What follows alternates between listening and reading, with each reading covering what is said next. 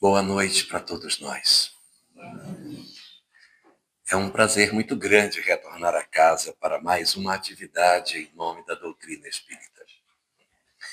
Hoje, particularmente, nós precisaremos fazer uma viagem no tempo para que nós regressemos a um período anterior ao próprio nascimento de Jesus, a fim de que sejamos capazes de compreender de alguma forma o pensamento judaico nos tempos que antecederam a chegada do nascimento do Cristo.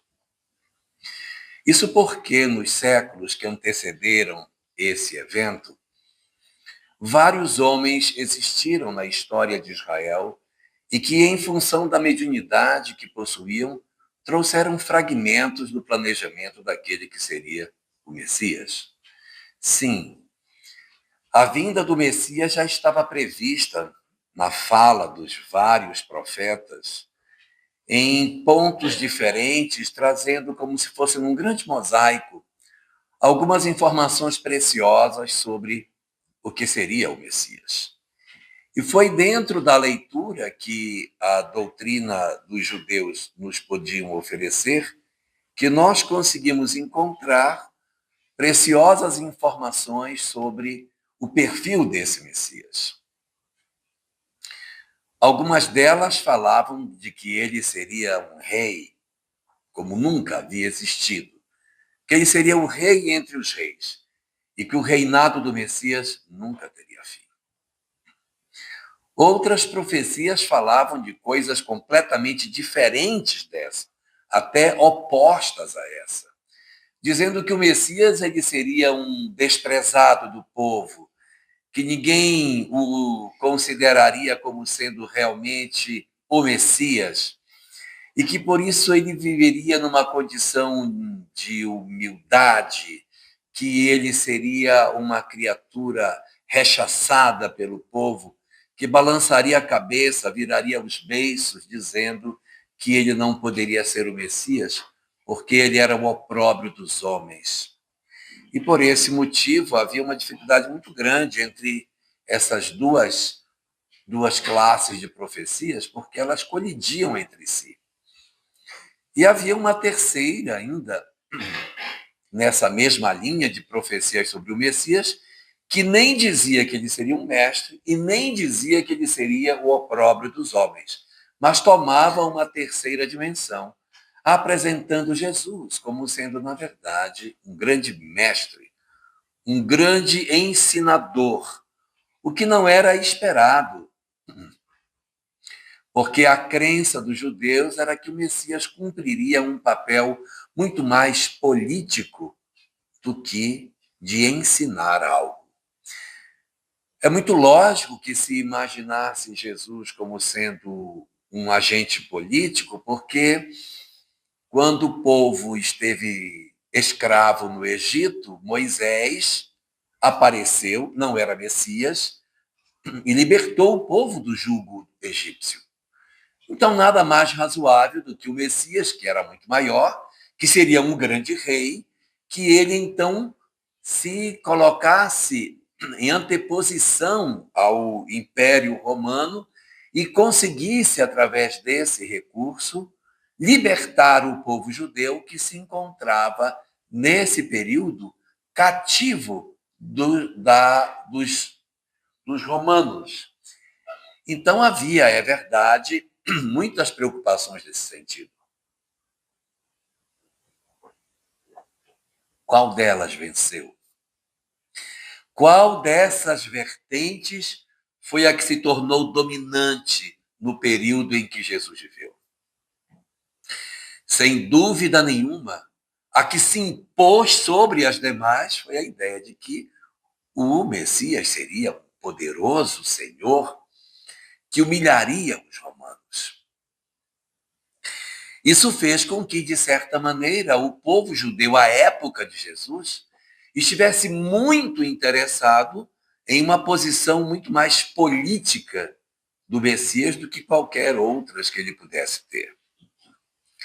Movimentações da época, capitaneadas por aquele grupo que era chamado de Zelote, um grupo que tinha por objetivo maior a expulsão dos romanos, queria transformar Jesus num agente político para que isso acontecesse. Não foi o que se deu.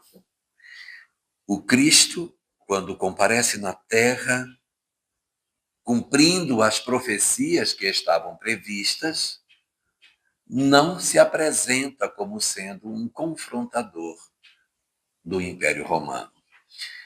Esse processo acaba gerando uma certa frustração em alguns segmentos do judaísmo, principalmente os mais ricos, os mais poderosos, que tinham interesse em algo de confrontação. Mas a mensagem do Cristo, ela cai no agrado dos mais simples, dos mais frágeis, dos chamados pequeninos, justificando a fala do Cristo quando dizia: graças te dou, meu Pai, por haveres ocultado essas coisas aos doutos e revelado aos pequeninos. Porque os pequeninos, os simples, os humildes, os desprezados, encontravam nas palavras de consolação de Jesus um grande instrumento para a motivação de suas próprias vidas. E diferentemente daquilo que o povo mais abastado esperava, a mensagem de Jesus, ela correu por um caminho um pouco diferente do que se esperava. A mensagem do Cristo, ela pode ser resumida fundamentalmente em 5 pontos essenciais. Uma primeira desses pontos é a ressignificação do que seria Deus na ótica de Jesus. Porque até então, para o povo judeu, a conceituação de Deus era um ser muito distante, que os judeus não chamam nem de Senhor, eles chamam de o nome. É aquele nome que sequer pode ser pronunciado. Às vezes a gente encontra alguns textos tentando traduzir a Torá, colocando alguns nomes para Deus, mas os judeus não admitem nenhum desses nomes como sendo o nome daquele que é o Criador. E eles apenas o chamam de Hashem, significa o nome que não pode ser dito, o nome que não pode ser pronunciado. Então, em todas as frases, nas rezas, quando se quer referir-se a Deus, usa-se Hashem. Baruch atah Hashem, Elokeinu melech haolam, etc. Então, Hashem substitui a palavra Deus. Quando se está dentro da sinagoga, é que se pode chamar ele de Adonai, o Senhor. Fora de lá, nem isso pode. E Jesus vem e faz um escândalo, porque ele trata Jesus com uma palavra muito coloquial. Ele chama Deus de Abba, que não é nem pai, é papai ou paizinho, é uma coisa muito mais íntima do que a figura pai. Não, é pai, meu paizinho. E isto, então, acaba sendo extremamente impactante para os judeus que tinham uma distância muito grande entre Deus e os homens. Não, Deus é o nosso Pai. E ele ressignifica Deus não somente como Pai, mas como um Pai amoroso, misericordioso, que vai buscar o filho pródigo, que está sempre disposto a atender as criaturas, que tem misericórdia, que tem vários momentos em que o Cristo o oferece, não como um Senhor distante e despótico, mas como um Pai cheio de amor e cheio de misericórdia. Esse primeiro ponto foi, assim, bastante marcante na leitura que os judeus faziam do pensamento de Jesus. Um segundo ponto também que foi profundamente escandaloso foi a apresentação dele com relação à questão do amor. Porque até então, no judaísmo,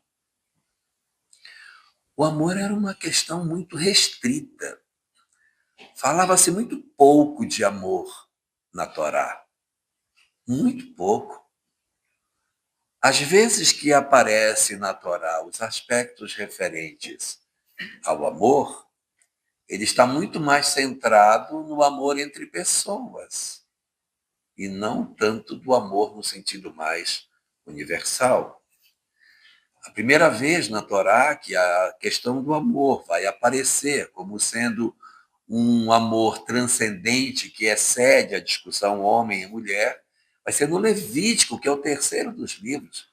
Levítico, capítulo 19, versículo 18, aonde vai aparecer a frase: amarás o teu próximo como a ti mesmo. Uma curiosidade sobre o judaísmo. A Torá, ela é feita num rolo. Ela é um rolo que, à medida que os judeus vão lendo, eles vão rolando de um lado e abrindo do outro para ir fazendo a leitura. Começa ali no Gênesis, Bereshit, e vai terminar em Devarim, que é Deuteronômio, o último dos livros. Só que quando você vai guardar o Sefer, que é o livro, você não pode guardar ele com um lado maior que o outro. Você sempre tem que voltar para o meio para que ele fique equilibrado para poder guardá-lo. Então, os judeus têm que rolar até encontrar o ponto central da Torá para guardá-lo. Qual é o ponto central? Levítico 19, 18. Ou seja, amarás o teu próximo como a ti mesmo. Todas as vezes que um judeu vai guardar o Sefer, ele tem que rolar até achar. Então, ele é obrigado a ler, porque os olhos dele caem exatamente nesse versículo. E toda vez que se tira o livro para iniciar uma leitura, a primeira coisa que se lê é amarás o teu próximo como a ti mesmo. Aí você vai procurar o versículo que você precisa ler. Então, havia sim uma discussão sobre o amor ao próximo, mas era só o próximo, Felipe. Não era para amar o distante. O que estava dito era que você deveria amar o próximo. Se alguém fosse muito distante, não havia uma cobertura na lei de como tratar o que era distante. Eu só sabia que o próximo tinha que ser amado como a mim mesmo, ou seja, a pessoa da minha vila, o indivíduo que vivia perto de mim. Então, esse caberia um amor a ele, mas se fosse distante, não caberia. Ou seja, havia uma grande discussão até que distância você poderia considerar como próximo. Até que distância? Quanto de distância? 2 metros? 1 quilômetro? O que é próximo?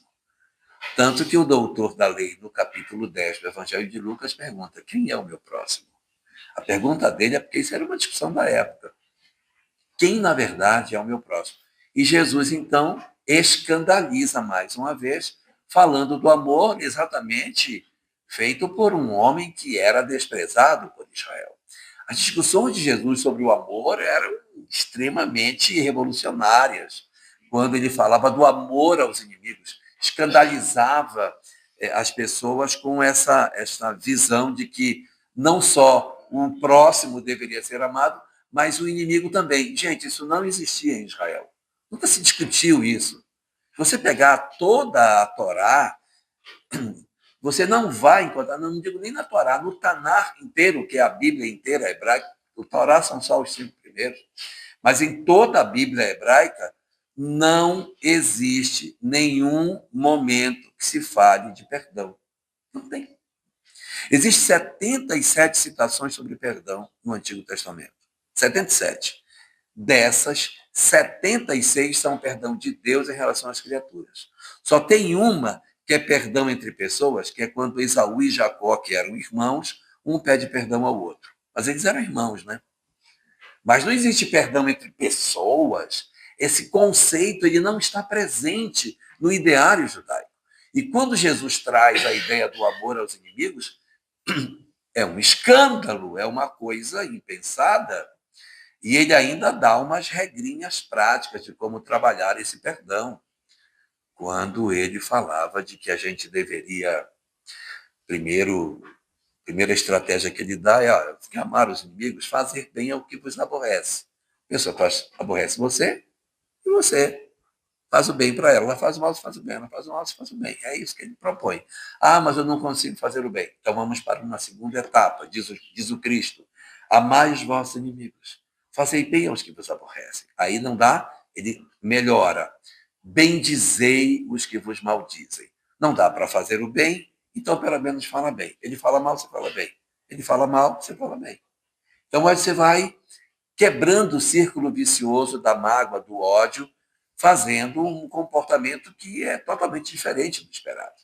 Ah, mas nem falar bem dele eu consigo.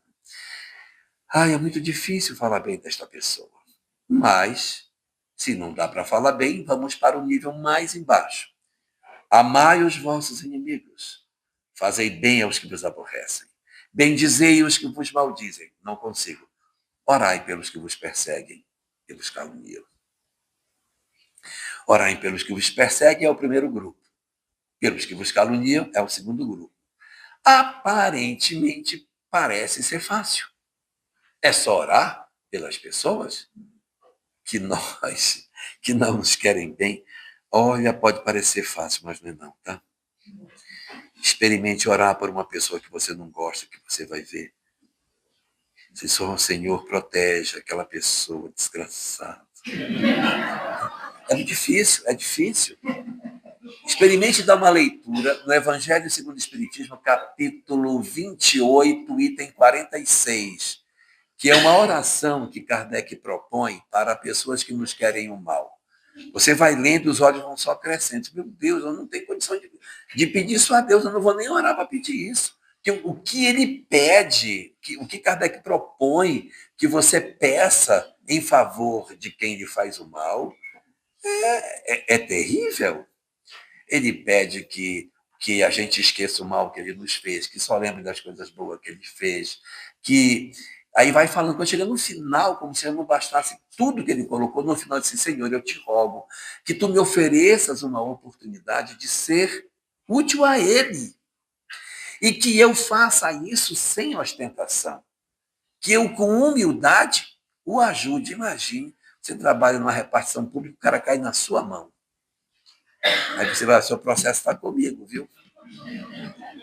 E você utilizar-se disso, puxa, é a chance que eu tenho de fazer bem. É realmente uma nobreza. Mas a proposta do Cristo era exatamente essa. Então era realmente profundamente escandaloso aquilo que Jesus propunha. E ele tinha um terceiro ponto, que ele também foi muito significativo, que era o culto pela verdade, né? Fala muito disso. Não. Seja o vosso proceder se ensina ou não. O que é, o que não é, não é. Não minta para ninguém. Não, não viva uma vida dupla. Não diga para as pessoas aquilo que você não quer que seja. Seja sincero no seu proceder. Não tergiverse daquilo que a vida pede que você faça. É isso que tem que ser feito? Então você faz o que tem que ser feito. É o que tem que se fazer? É o que tem que se fazer. Não engane as pessoas, não iluda, não minta, não trapaceie. Seja verdadeiro em todas as coisas que você faça. Porque assim a gente tem menos problema. Quando a gente procura ter uma vida que não é muito sincera, nós entramos em rota de colisão com muita coisa. E essa era uma frase que ia direto no coração dos sacerdotes, porque eles tinham uma vida muito complicada, né? Uma vida exterior toda de pureza, mas nem sempre a vida de pureza de fora representava a vida de pureza de dentro.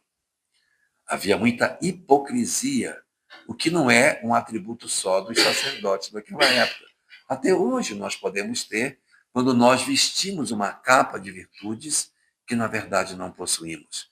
E aí podemos entrar até num processo de crise, porque eu não suporto viver as duas realidades dentro de mim. Aí chega uma hora que o indivíduo, ou ele faz um movimento de mudança para que ele fique coerente com o que ele acredita, ou ele não suporta e sai. Ele não aguenta, porque é muita pressão você perceber que leva a vida numa direção, mas as coisas estão no outro. A gente pode não ter essa percepção se a gente tem uma religião muito de culto exterior, em que existe um ritual, um paramento, uma liturgia, aí tudo bem, é até mais fácil de eu acreditar que eu estou dentro de uma obediência a Deus em função das roupas que eu uso, do corte do meu cabelo, das palavras que eu pronuncio, das cerimônias que eu participo, das danças que eu executo. Ah, não, eu estou bem. Mas quando você adentra a doutrina espírita, que não tem nada disso, é só você diante de si mesmo,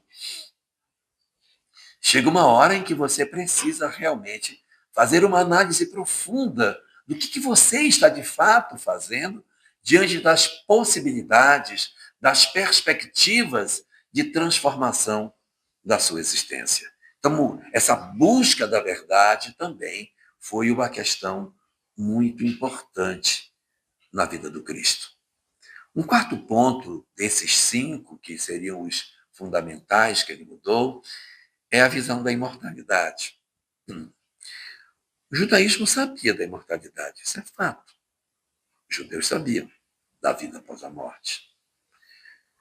Isso está relatado em vários profetas, vários textos, não simplesmente na Torá, mas nós temos vários outros livros dentro do judaísmo que nos deixam bastante clara a ideia de que a vida continua, de que existe a imortalidade.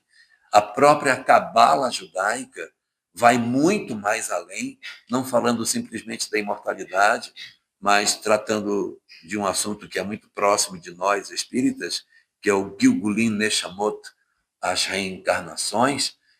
A reencarnação faz parte dos conceitos judaicos, principalmente os que estudam a cabala. É um princípio fundamental do entendimento da vida. E a imortalidade ela era um conteúdo. A cabala nem todo mundo tinha acesso a ela. Ao que tudo indica, Nicodemos não teve acesso à cabala, porque Jesus perguntou para ele: "Tu és mestre em Israel e não estudou a cabala ainda? Conhece a cabala? Não conheces essas coisas? Ignoras isso?" Porque o conhecimento cabalístico ele é muito antigo, bem antigo mesmo. Na época mesmo de Jesus, havia um grande rabino cabalista chamado Akiva. Akiva é um dos maiores mestres da cabala de todos os tempos. E ele é contemporâneo de Jesus. Só que na época a cabala não estava escrita no papel, ela era tradição oral para que ninguém se apropriasse do conteúdo. Você tinha que ter um mestre para que o mestre falasse para você, e aí você se tornasse conhecedor das coisas. É a partir de Akiva que a cabala vai ficar escrita, quando ele pede para um discípulo dele, chamado Rabi Shimon Bar Yochai, para que ele escreva o texto, e ele passa 13 anos numa caverna, escrevendo todos os conhecimentos que a cabala tinha. Produz um livro chamado Zohar, que significa esplendor. Tem 22 volumes, está à disposição hoje para quem quiser conhecer, mas não adianta para quem é espírita, porque quanto mais eu leio cabala, mais eu descubro aquilo que eu já sei. Porque o que a cabala tem é exatamente os mesmos princípios que a doutrina espírita possui. Lei de causa e efeito, mortalidade, reencarnação, mundo espiritual, mediunidade, está tudo lá do mesmo jeito. Com rituais, é verdade, mas a essência dos conhecimentos muito parecida. Vale para quem não é espírita, para quem é, não vale a pena. Então, esse conhecimento da imortalidade, embora a cabala tivesse isso em profundidade, nem todo mundo tinha acesso. Então, algumas pessoas tinham a ideia, mas não tinham uma noção muito clara. Tanto que havia os saduceus que até nem acreditavam na imortalidade. Porque na Torá, propriamente, nós não encontramos nenhum conteúdo efetivo que trate especificamente da imortalidade. A Torá, quando Abraão morre, morre. Quando Isaac morre, morre. Todo mundo, quando morre, morre. Então, os saduceus olham a Torá e dizem: aqui não tem imortalidade. Aqui morreu, acabou. Então, eles se prendiam a esses textos e não avançavam no entendimento da imortalidade. Mas os fariseus que liam a Torá e mais os profetas e os escritos, que é Neveim e Ketuvim, ou seja, a Tanar, eles tinham essa compreensão muito mais clara. E Jesus vem trazer isso de maneira muito natural. A imortalidade faz parte do pensamento básico de Jesus, é um dos eixos centrais de sua doutrina. A ideia de reino dos céus não existia no Antigo Testamento, não existe nenhuma citação desse termo, reino dos céus, antes do Novo Testamento. A primeira pessoa a falar dele é João Batista, é ele que fala reino dos céus, e o Cristo vai usar muito essa expressão, ora reino dos céus, ora reino de Deus, não é tudo a mesma coisa, e esse conceito vai se incorporar no fundamento do pensamento do Cristo, e ele vai coroar a ideia da imortalidade com a sua própria ressurreição. O reaparecimento do Cristo após a sua desencarnação acaba sendo uma coisa extremamente impactante para os discípulos. E se você observar, o que aconteceu para que os discípulos se tornassem corajosos? Eles eram todos medrosos. E, de repente, ganharam uma coragem danada e enfrentam tudo. E como foi? O que houve que eles mudaram? A ressurreição. Quando eles viram Jesus, que aparece diante deles, conversando com eles, eles ficam tão impressionados que eles veem que a vida continua e eles tomam uma coragem danada. É engraçado que os textos em português, né, quando falam que Jesus apareceu com os discípulos, ele teria dito: a paz seja convosco. Uma frase bem formal, né? A paz seja convosco. Eu disse, como é que a gente diz a paz seja convosco em hebraico? A gente diz shalom. Então ele apareceu e disse shalom. Só que shalom não é a paz seja convosco no sentido do uso na linguagem. Shalom é oi. Quando a gente encontra alguém, shalom, shalom. Então, quando o Cristo apareceu, ele não disse a paz seja convosco. Ele disse oi. E a gente tenta dar um ar assim, todo místico para a coisa, mas ele reaparece de uma maneira muito natural e isso mexe demais com os discípulos. E o último desses pontos, que era assim tão importante, era a questão referente ao desprendimento dos bens terrenos. O Cristo abordou demais a desnecessidade das riquezas materiais, a desnecessidade da paixão pela riqueza. Para que tudo isso? Por que essa busca? E ele, na verdade, falava isso com bastante autoridade, porque ele mesmo dizia: o filho do homem não tem sequer uma pedra onde reclinar a cabeça. Não tem nada, não tem nada. Eu digo para vocês, não é necessário ser poderoso para encontrar Deus. Não precisa-se disso, porque naquele período, o pensamento judaico dominante era que a pessoa, para que ela pudesse estar abençoada por Deus, ela tinha que ter 4 coisas para poder dizer assim, não, Deus está com essa pessoa, ela tem que ter 4 coisas. Primeiro, ela tinha que ser rico. Ser pobre não está com nada, porque Deus é dono de tudo e você não vai ser dono de nada. Então, se você é obediente a isso, tem que ser rico. Só que você ser rico e ficar sempre rico do mesmo jeito, também não está com nada. Você tinha que ser rico e ser próspero. Você tinha que estar cada vez mais rico do que antes. É rico e próspero. Agora, você ser rico e próspero, mas ser doente também não serve. Então, você tinha que ser rico, próspero e saudável, para que você pudesse usufruir da sua riqueza. Agora, você ser rico, ser próspero, ser saudável e morrer cedo também não tem graça. Então, você tinha que ser longevo. Então, para o judaísmo, qual é a característica da bênção? Rico, próspero, tem que ter a saúde e, ainda por cima, uma vida longa. E muito usado no judaísmo a frase e tu verás os filhos dos teus filhos. Pelos filhos dos teus filhos é o sinal da longevidade. Se tu obedeceres a Deus, tu verás os filhos dos teus filhos. Então, isso era muito comum. Então, essa transformação foi muito profunda que o Cristo fez. Só que a humanidade não entendeu. Nós não conseguimos nos manter fiéis a esse pensamento. Embora isso fosse uma revolução no coração da criatura humana, nós não conseguimos fazer isso. Nós até por um tempo caminhamos fiéis a este conceito. Mas a partir de um certo ponto, a cristandade começou a promover um processo de afastamento progressivo da mensagem original. Isso não se deu imediatamente.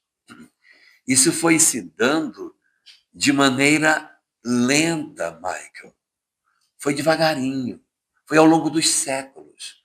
E quando nós chegamos ali pelo século IV, é quando a gente já está com o cristianismo com muitas mazelas e dali para frente ocorre uma ruptura bem significativa e o cristianismo corre por um lado e a mensagem de Jesus corre pelo outro. Há um afastamento cada vez maior entre esse pensamento de Jesus e aquilo que nós praticamos durante a Idade Média. E quando nós falamos isso, nós falamos de maneira muito tranquila, porque nós não estamos falando de ninguém, nós estamos falando de nós mesmos. Fomos nós que, em outras encarnações, promovemos esse afastamento, razão pela qual estamos aqui, esse afastamento progressivo da mensagem original do Cristo. E a gente foi pegando cada vez atalhos mais distantes e promovendo cada vez mais o surgimento de uma ressignificação do Cristo, sempre mais distante da mensagem original que deveria ter, a ponto de chegar a um certo momento que a gente já nem encontra mais nas expressões religiosas do cristianismo da Idade Média e da Idade Moderna o traço da mensagem de Jesus. Não tem mais. Não tem mais. Então, nós convertemos a mensagem do Cristo, que era uma mensagem, como a gente viu, totalmente despida dessas questões de autoritarismo, nós transformamos o cristianismo numa mensagem extremamente autoritária. Nós torturávamos as pessoas nos calabouços dos templos religiosos, quebrávamos os ossos, arrancávamos as unhas, cegávamos, confiscávamos os bens. Quando a gente visita a obra Dramas da Obsessão, de Bezerra de Menezes, pela psicografia de Dona Ivone do Amaral Pereira, que é um livro que tem 2 contos apenas. O primeiro conto chama-se Lionel e os Judeus.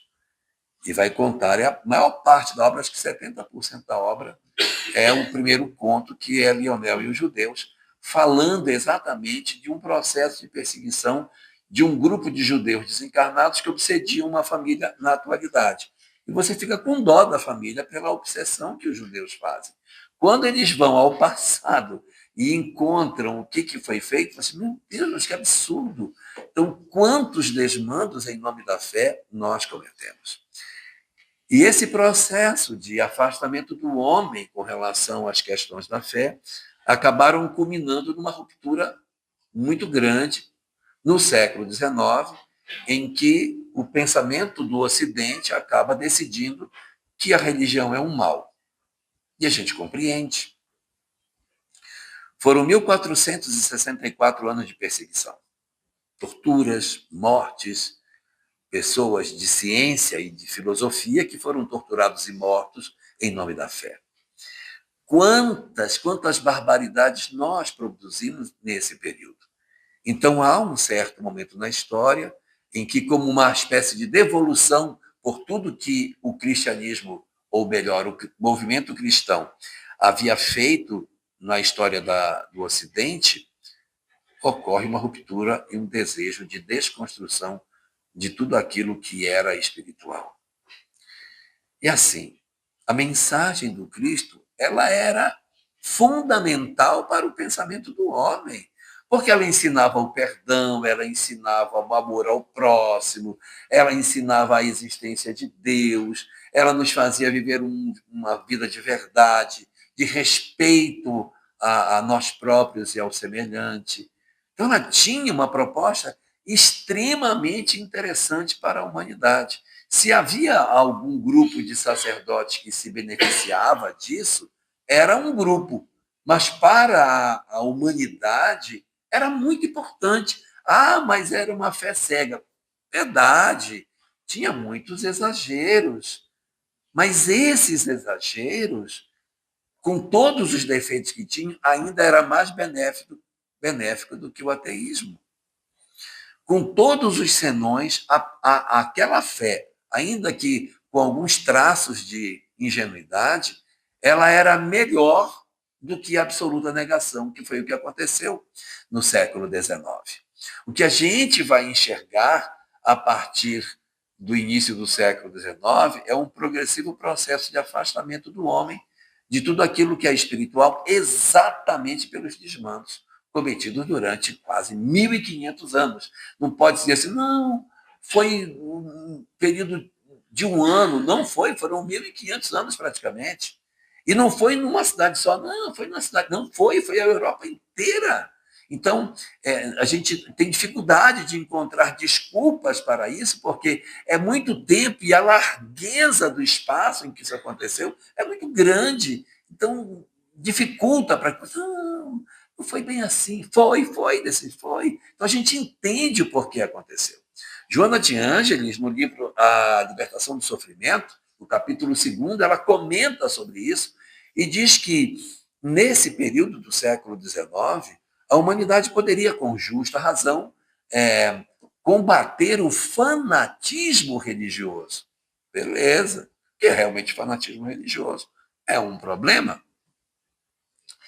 Mas nós combatemos o fanatismo, combatemos a religião, que é um meio complicado, mas sem religião a gente vive, mesmo sem religião. Combateu a religião e, pior, combateu a espiritualidade da criatura humana. Aí foi que acabou. Porque sem religião, sem um rótulo religioso, ainda dá para levar. Mas sem um conhecimento de espiritualidade, fica muito difícil. Nós ficamos muito perdidos se nós decidirmos avançar na história sem uma conexão com o divino. E foi o que a gente tentou fazer. O pensamento do século XIX era que o homem do século XX seria mais feliz porque seria um homem sem Deus. E ele poderia, portanto, caminhar sem as peias da religião e seria, evidentemente, muito mais saudável. Não foi o que aconteceu. O que foi que houve a partir da decisão de que a humanidade poderia marchar sem fé?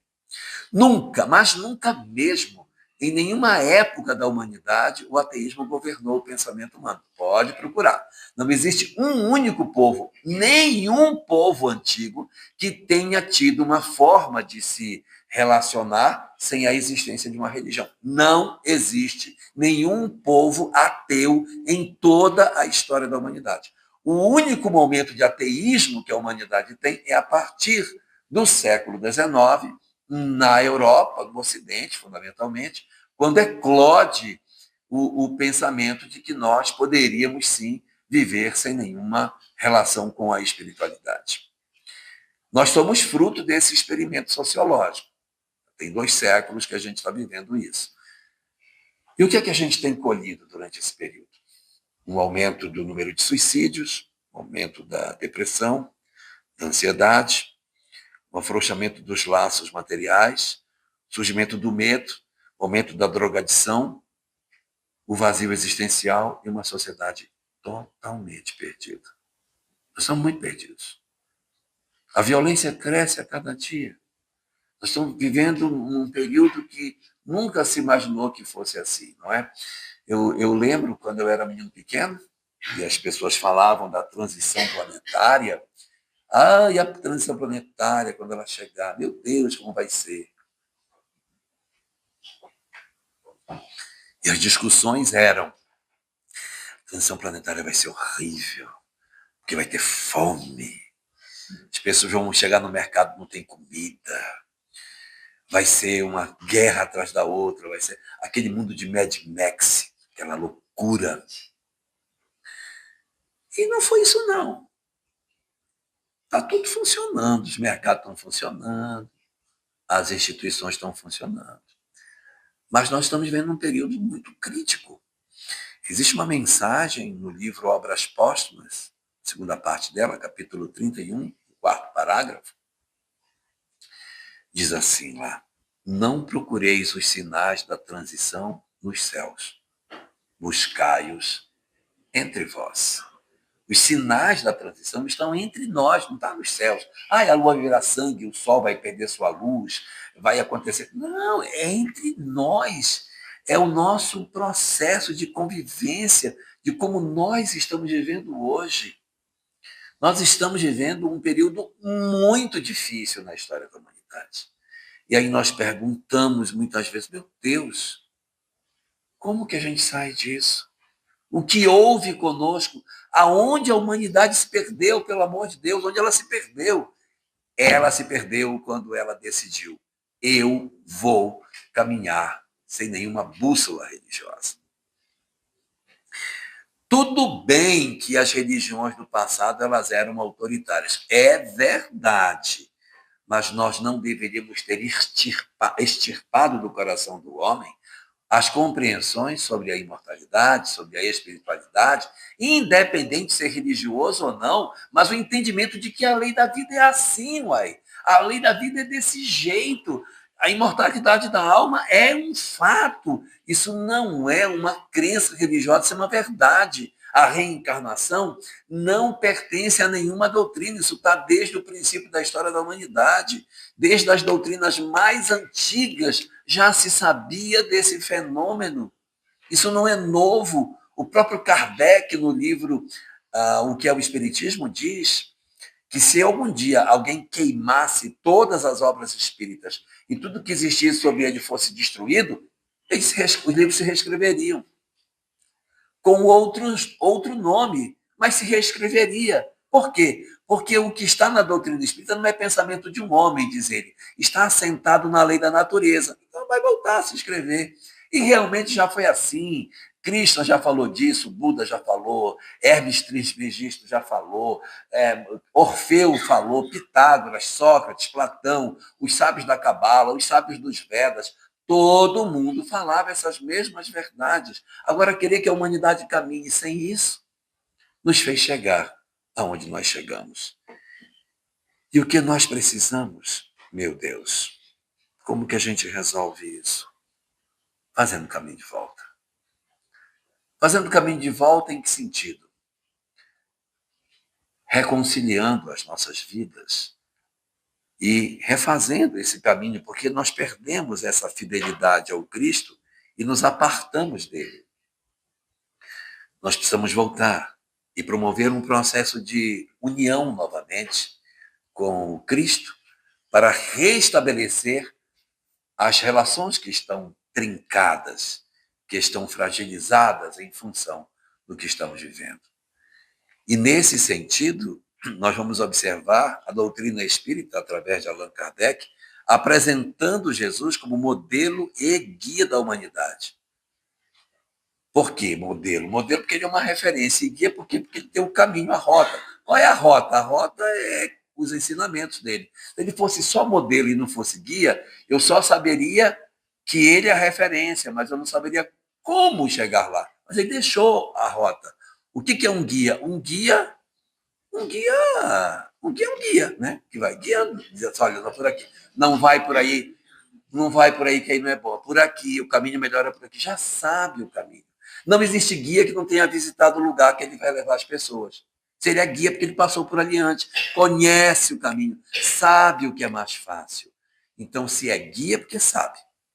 E Kardec nos vem e nos apresenta Jesus como modelo e guia da humanidade. Mas a Europa,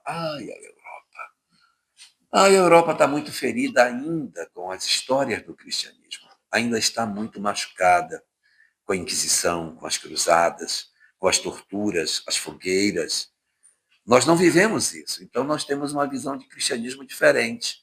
A Europa tem uma outra visão. Então, reapresentar Jesus para a Europa é uma tarefa difícil, porque há muita prevenção contra o pensamento de quem seja Jesus. Exatamente para tentar facilitar essa comunicação com o povo europeu, Joana de Ângeles nos oferece uma proposta muito interessante de como enxergar Jesus. Ela não vem dizer que Jesus era o Messias, ela não vem dizer que ele era o modelo e guia da humanidade. Ela traz uma outra conceituação muito interessante. Ela mostra Jesus como o terapeuta divino. Por que terapeuta? Porque está todo mundo doente. Está todo mundo enfermo do ponto de vista emocional. Nós estamos tendo adoecimentos em ordem que a gente nem imaginava. Então a gente vai encontrar Jesus não como sendo aquele ser divinal, aquela figura deificada, sacralizada. Não, ela diz, nós temos que trabalhar o Cristo descrucificado, o terapeuta, que tem a resposta ideal para os conflitos que a criatura humana possui. Está ansioso? Então, diz o Cristo, não vos preocupeis com o dia de amanhã, porque o dia de amanhã cuidará de si mesmo.